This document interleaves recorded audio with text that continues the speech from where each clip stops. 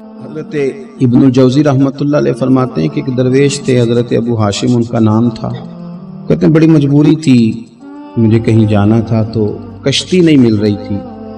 अचानक एक कश्ती गुजरने लगी तो मैं भी सवार होने लगा तो मल्लाह ने मुझसे कहा कि ये एक साहब बैठे हैं, बड़े अमीर हैं, साथ उनकी कनीज है, इन्होंने मुझसे बुक कर ली है सारी की सारी, किया कि सालम करा लिया टांगा, वो सारी की सारी बुक कर ली है, तो मैं तो किसी को नहीं बिठा सकता। तो वो जो साहब बैठे थे बड़े सेठ आदमी थे, कहने लगे मियाँ आप किसी और कश्ती में, और जो उनकी कनीज थी ना वो कहने लगी चेहरे से कोई नेक आदमी लगता है, चलो इतनी सवारियों की जगह है, किसी कोने खुदरे में बैठ जाएगा, हमारा क्या जाएगा। कहा अच्छा चलो आ जाओ। इतने मैं कोने में बैठ गया, थोड़ा रास्ता आगे गया, उन्होंने खाने का सामान निकाला, मुझे भी खिलाया, लेकिन खाते खाते मेरी नजर पड़ी तो उसमें तो शराब के बर्तन भी थे माज़अल्लाह। फिर उस शख्स ने खाना खाने के बाद उस कनीज से कहा कि मुझे माज़अल्लाह गाना सुनाओ। वो गाने गाने लगी, ये मेरी तरफ मुतवज्जे होने लगा, मुझे कहने लगा सुनो, मैंने कहा मैं ये नहीं सुनता।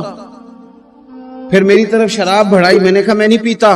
तो कहने लगा तू क्या सुनता है, तू क्या सुनता है। तो कहने लगे मैं सुनाऊं क्या सुनता हूं। कहा सुनाइए। फरमाते मैंने कुरान पाक पढ़ना शुरू कर दिया।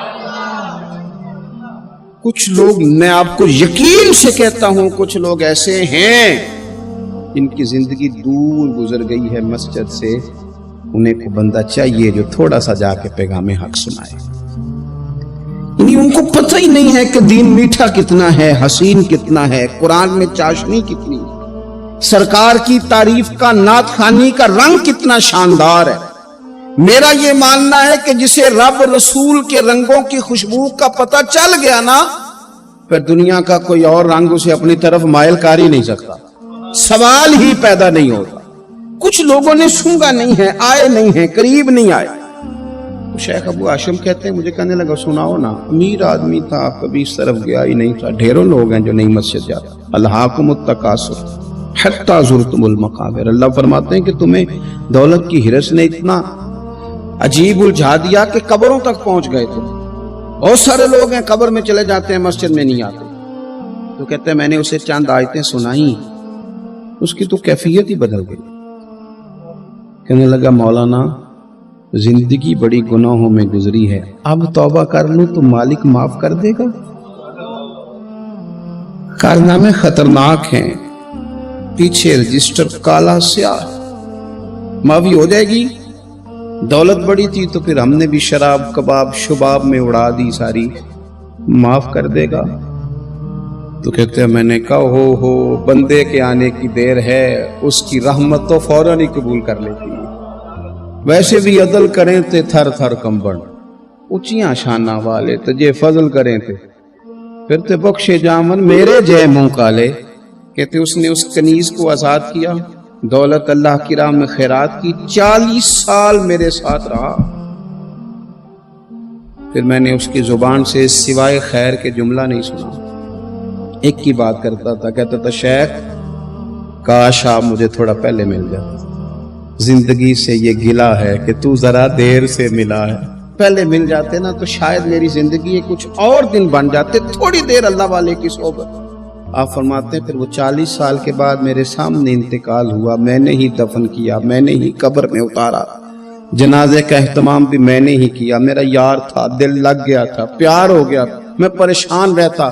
एक दिन ख्वाब में मिल के मुझे कहने लगा फिक्र न कर, मैंने अपने रब को बड़ा ही मेहरबान पाया है, मैंने उसे बड़ा करीम पाया है, माफ करने वाला पाया है, दरगुजर करने वाला पाया है। उसने फजल फरमा दिया मेरे गुनाहों पर, उसके अफू दरगुजर का कलम चल गया है, और मेरे हक में जो फैसला आया है वो रहमत वाला ही आया है। जो लोग कहते हैं ना मेरा दिल नहीं बदलता, जो लोग कहते हैं मेरी कैफियत नहीं बदलती, ज़ौक़ नहीं आता, तो ये हदीस बताती है कि ज़ौक़ भी कोई खास सोबत मुयस्सर आए तो फिर ही कायम रहता है।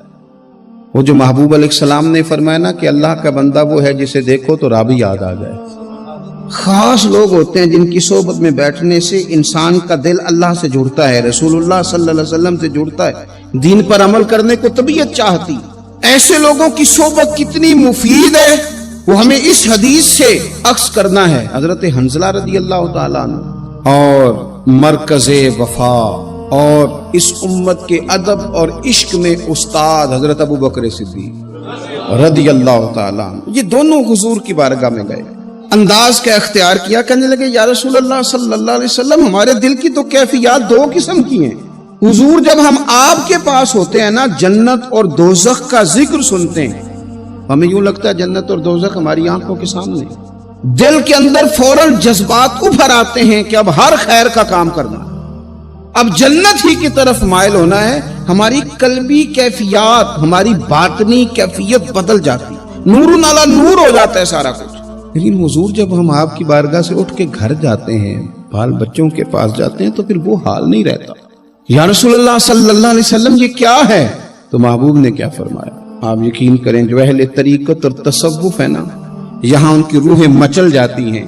حضور فرمانے لگے حالت ایک طرح کی نہیں رہتی، ہاں اگر تمہاری وہی حالت رہے جو تمہاری میرے پاس ہوتی ہے، اگر کیفیت باطنیہ وہی رہے جو میری بارگاہ میں ہوتی ہے، تو فرمایا تم بستروں میں موجود ہو اور فرشتے آ کے تم سے سلام کریں، تم ابھی رستوں میں ہو اور فرشتے تم سے ملاقات کریں، اگر تمہاری کیفیت وہ بن جائے جو یہاں ہوتی ہے، اگر تم اسی پر جم جاؤ، وہی حالت ہو جائے، تو پھر تو فرشتے گویا آئیں تمہاری زیارت کے لیے، تمہاری ملاقات کے لیے فرشتے آئیں۔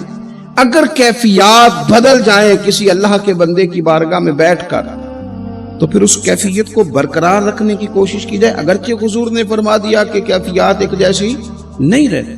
اور چلو میرے بھائی تھوڑی دیر کے لیے ہی صحیح، جتنی صحبت میسر آئے، شاید اسی لیے امام اعظم ابو حنیفہ رحمۃ اللہ علیہ کی عمر 60 سال سے زیادہ تھی، تو کسی نے پوچھا حضور کتنی عمر ہے؟ فرمایا عمر ہے 3 سال۔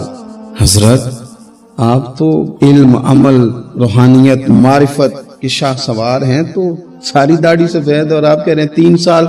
فرمانے لگے عمر وہی 3 سال ہے جو امام جعفر صادق کی خدمت میں گزر گئی۔ وہ کیفیات جو ان کی بارگاہ میں رہتی تھیں، وہ انداز جو ان کی بارگاہ میں رہتا تھا، جو ان کے پاس ہوتا تھا، وہ پھر کہیں اور میسر ہر مشکل دی کنجی یارو ہاتھ مرداں دے آئی، اور مرد نظر کرے جس ویلے، اوئے ہوئے مرد نظر کرے جس ویلے، مرد نظر کرے جس ویلے، پھر مشکل رہے نہ کائی۔ وہ جو کیفیات ہے نا اس وقت کی، کوئی رب کا بندہ ملے اور انسان اس کی صحبت میں بیٹھ کے اپنے رب کو یاد کرے، رسول کریم کی محبت میں مچلے، تو پھر وہ لمحے اتنے قیمتی ہیں کہ وہ زندگی سنوارنے کے لیے کافی ہو سکتے ہیں۔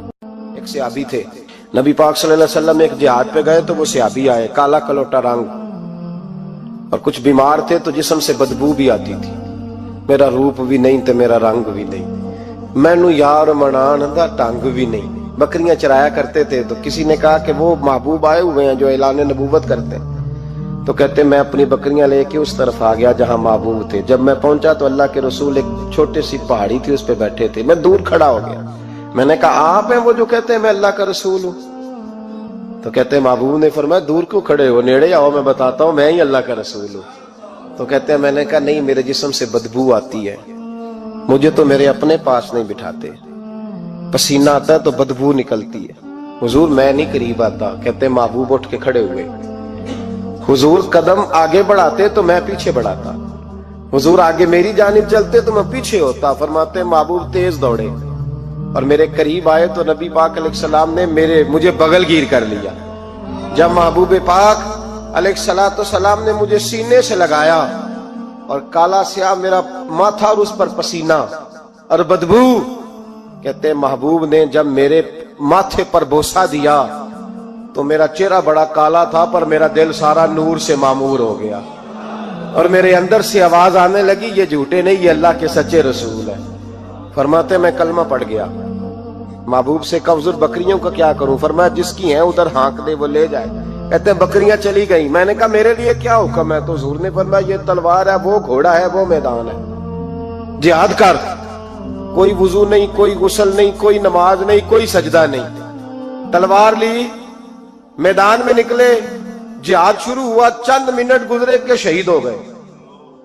صحابہ کہتے ہیں اللہ کے رسول ان کے سرانے کھڑے ہوئے، حضور کی آنکھوں میں آنسو، فرمانے لگے یہ بندہ دیکھو اس نے عمل تھوڑا کیا ہے پر اجر زیادہ لے گیا ہے، عمل تھوڑا کیا پر اجر پر میں ابھی کلمہ پڑھا، ابھی شہید ہوا ہے اور حوریں ساری جنت کے دروازے کھول کے کھڑی ہیں، جیسے روح جائے گی اللہ فوراً ہی جنت عطا فرما دے گا، اس کی قبر بقائے نور بن جائے گی۔